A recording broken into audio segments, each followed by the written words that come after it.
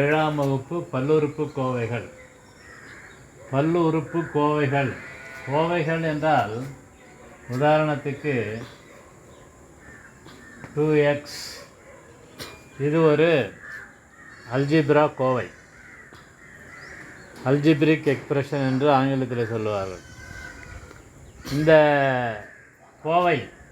கோவைன்னா கோர்த்து நிறைய உறுப்புகள் இருந்தால் நம்ம கோவைன்னு சொல்கிறோம். ஆனால் இங்கே ஒரே ஒரு உறுப்பு தான் இருக்குது. அதனால் அதுக்கு பேர் என்ன சொல்லிடுறாங்க, ஓர் உறுப்பு கோவை. ஓர் உறுப்பு கோவை.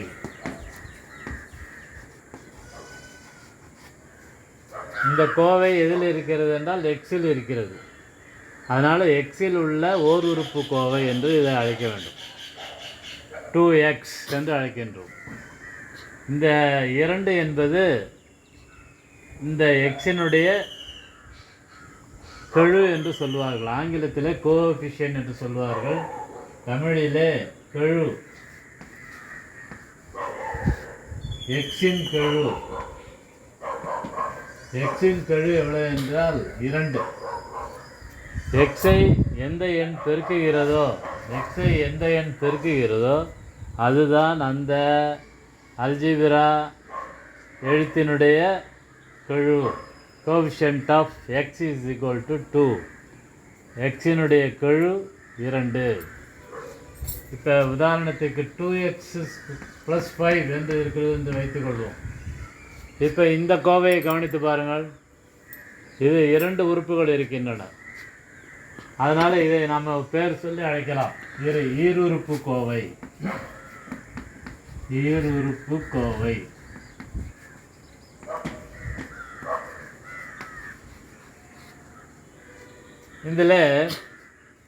இதுலேயும் எக்ஸினுடைய கெழு 2. இந்த 5 இருக்கிறது இல்லையா, இது எழுத்தில்லாத ஒரு எண், நிலையான எண் என்று அழைப்போம். இதில் 5 என்பது நிலையான எண், கான்ஸ்டன்ட், அது மாறுவதில்லை. இந்த எக்ஸ் உறுப்பானது மாறக்கூடியது. இந்த எக்ஸ் உறுப்பானது மாறக்கூடியது, 2x2 3x அது மாதிரி மாறக்கூடியது. ஆனால் இந்த 5 கடைசியில் வரக்கூடிய அந்த கான்ஸ்டன்ட் இருக்க நிலையான என்று அழைக்கப்படுகிறது. அடுத்தபடியாக இதில் இன்னொரு உறுப்பு சேர்க்கப்படுகிறது, 2x² + 3x + 5. இந்த கோவை கவனிங்கள், இதில் 3 உறுப்பு இருக்கிறது. அதனால் இதை மூவுறுப்பு கோவை. மூவுறுப்பு கோவை என்று அழைக்கிறோம். இதிலையும் நிலையான எண் 5 தான்.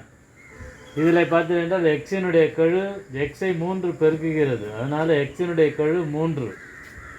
x², அதாவது எக்ஸின் அடுக்கு 2 கெழு 2. ஏனென்றால் எக்ஸின் அடுக்கு 2 2 பெருக்குகிறது. எந்த கோவையை நிலையான எண் பெருக்குகிறதோ அந்த கோவையினுடைய கெழுதான் அந்த எண். உதாரணத்துக்கு x² 2 பெருக்குகிறது. அதனால் 2 தான் எக்ஸின் அடுக்கு 2 கெழு. இதில் நிலையான எண் 5, எக்ஸினுடைய கெழு 3. அதே சமயத்தில் 3க்கு மேற்பட்ட உறுப்புகள் வருகின்றன. உதாரணத்துக்கு 2x² 2x³ + 4x² + 5x - 7 என்று இருக்கிறது என்றால் இதில் 4 உறுப்புகள் இருக்கின்றன. எனவே இதை 4 உறுப்பு கோவை என்று எழுதக்கூடாது. 3 உறுப்புகள் வரைக்கும் நம்ம பெயர் கொடுக்கலாம். அந்த 3 உறுப்புகளை தாண்டி விட்டால் நாம் வெறும் பல்லுறுப்பு கோவை என்று நாம் அழைக்க வேண்டும். இப்போ 2x³ + 4x² + 5x - 7 என்பது ஒரு பல்லுறுப்பு கோவை, பல உறுப்புகளை கொண்ட கோவை. இந்த கோவையில் ஒவ்வொன்றுக்கும் கெழு நம்ம சொல்லலாம், பார்த்த மேனியிலே சொல்லலாம்.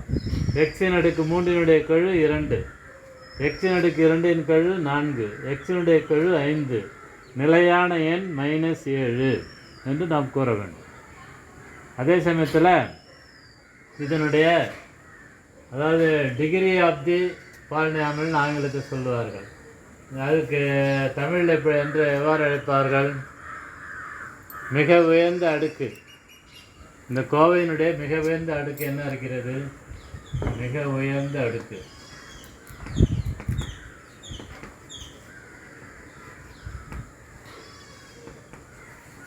மிக உயர்ந்த அடுக்கு தான் அந்த கோவையினுடைய அடுக்காகும். அடுக்கு என்று கேட்பார்கள்.